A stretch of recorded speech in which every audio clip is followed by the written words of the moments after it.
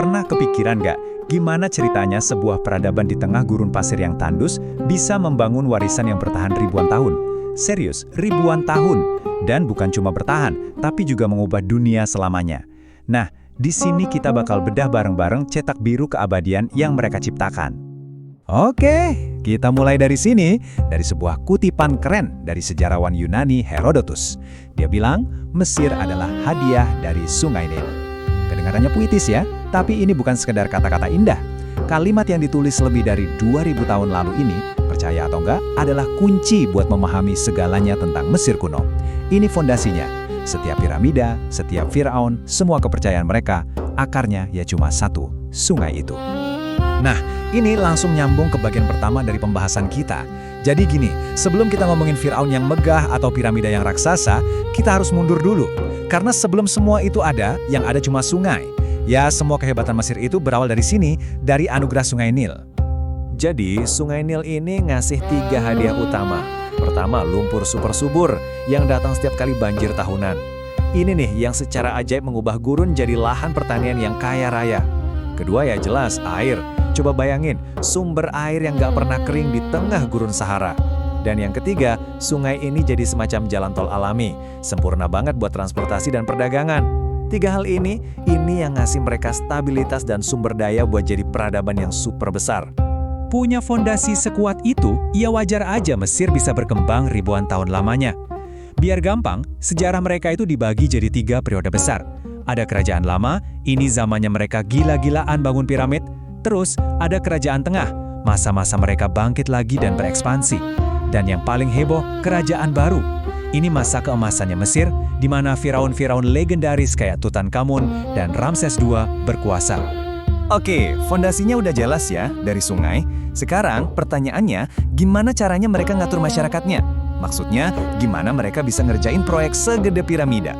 Jawabannya, ada di struktur sosial mereka yang rapi banget, yang bentuknya juga piramida. Nah, ini poin yang paling penting. Mesir itu negara teokrasi. Maksudnya apa? Gampangnya, Firaun itu bukan cuma raja. Dia dianggap sebagai wakil dewa di bumi. Jadi kekuasaannya itu mutlak, absolut. Status dewanya inilah yang jadi lem perekat buat seluruh masyarakat. Inilah yang bikin rakyatnya nurut waktu disuruh bangun proyek-proyek super kolosal itu. Jadi, piramida sosialnya kayak gini nih. Di puncak, ya jelas Firaun. Di bawahnya, ada para bangsawan dan pendeta yang bantu-bantu dia memerintah. Turun lagi, ada juru tulis. Ini nih, otak administrasinya. Terus ada prajurit dan pedagang. Sebagian besar penduduknya, ya petani dan pekerja. Merekalah tulang punggung ekonominya. Dan di dasar piramida, ada para budak. Coba deh kita fokus sebentar ke para juru tulis. Di zaman itu kan, hampir semua orang buta huruf. Nah, mereka ini segelintir orang yang bisa baca dan tulis. Jadi bisa bayangin kan betapa kuatnya posisi mereka? Mereka itu yang nyatet semua hal, ngurusin keuangan, pokoknya birokrat yang bikin mesin kekaisaran ini jalan terus. Bisa nguasain hieroglif yang rumit itu bikin mereka dihormati banget. Oke, masyarakatnya stabil, teratur. Tapi apa sih yang jadi bensinnya? Apa motivasi terbesar mereka? Maksudnya, apa yang bikin mereka semangat banget buat bikin karya-karya monumental kayak gitu? Jawabannya ada di kepercayaan mereka yang sangat-sangat dalam tentang keabadian. Jadi, orang Mesir itu politeis, artinya mereka menyembah banyak dewa. Ada banyak banget, tapi di antara yang paling penting itu ada Ra, sang dewa matahari yang perkasa. Terus ada Osiris, rajanya alam baka. Dan tentu saja Anubis, dewa yang ngurusin proses mumifikasi. Dewa-dewa inilah yang dianggap mengatur semua aspek kehidupan mereka, dari lahir, mati, sampai kehidupan setelah mati. Oke, jadi kita balik lagi ke pertanyaan utamanya. Piramida-piramida raksasa itu, kuil-kuil megah, makam yang super rumit. Kenapa? Kenapa mereka rela habisin sumber daya sebanyak itu buat bangun semua ini? Tujuannya apa sih sebenarnya? Jawabannya sebenarnya simpel, tapi luar biasa kuat. Karena mereka percaya banget sama yang namanya kehidupan setelah mati. Titik. Seluruh peradaban mereka, mulai dari seni sampai arsitekturnya, itu intinya cuma satu, persiapan untuk perjalanan abadi ke alam baka. Nah, dari sinilah muncul proses mumifikasi. Ini bukan sekedar ritual serem-sereman ya. Ini adalah wujud nyata dari kepercayaan mereka.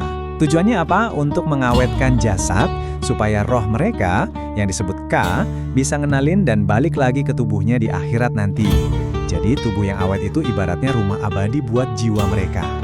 Kepercayaan yang kuat banget ini ternyata jadi pemicu inovasi yang luar biasa loh.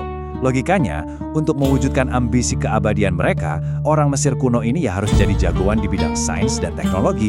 Yuk kita lihat gimana cara mereka melakukannya. Coba lihat deh, seberapa luas pengetahuan mereka. Arsitektur? Udah jelas. Mereka bangun piramida, kuil, sphinx, bangunan-bangunan yang sampai sekarang bikin kita geleng-geleng kepala. Matematika? Mereka jago geometri, penting banget buat konstruksi, dan ngukur ulang tanah tiap abis banjir Nil. Kedokteran? Nah, dari proses mumifikasi, mereka jadi punya pengetahuan unik soal anatomi manusia. Bahkan astronomi. Mereka bikin kalender 365 hari yang akurat banget buat nandain musim tanam. Tentu aja, semua ilmu canggih ini kan harus dicatat. Disinilah peran hieroglif, sistem tulisan mereka yang artistik banget itu. Dengan tulisan ini, mereka bisa ngatur administrasi yang rumit dan nyatat sejarah. Dan mereka nulisnya di mana? Di atas papirus, sebuah penemuan jenius yang jadi cikal bakalnya kertas. Keren kan? Jadi, apa hubungannya semua ini sama kita sekarang? Kenapa peradaban kuno ini masih penting banget buat dibahas? Nah, sekarang kita coba tarik benang merahnya langsung ke dunia modern kita. Inilah warisan mereka buat kita semua. Sambungannya itu jelas banget loh. Kalender 365 hari mereka, itu dasarnya kalender yang kita pakai sekarang. Sistem administrasi dan birokrasi mereka yang rapi, itu cikal bakal cara negara modern dikelola. Dan pastinya, arsitektur dan teknik rekayasa mereka, sampai detik ini masih dipelajari dan dikagumi di seluruh dunia. Mereka ini benar-benar yang naruh fondasi buat banyak banget aspek peradaban modern. Sebagai penutup, saya mau kasih satu pertanyaan buat kita renungkan bareng. Semua pencapaian luar biasa ini, semua inovasi, semua kepercayaan, ternyata semuanya balik lagi ke satu hal, sungai.